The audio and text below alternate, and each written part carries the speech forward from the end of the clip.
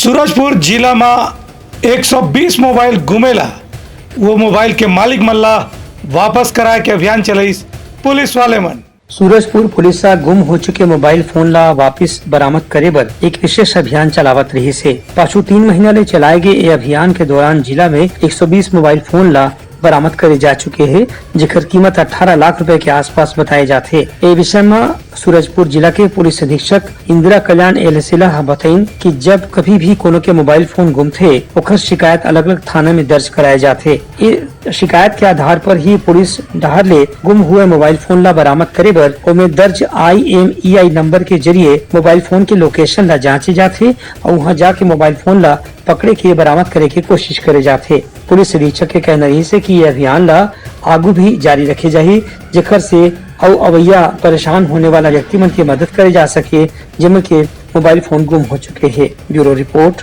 उतलंघा news.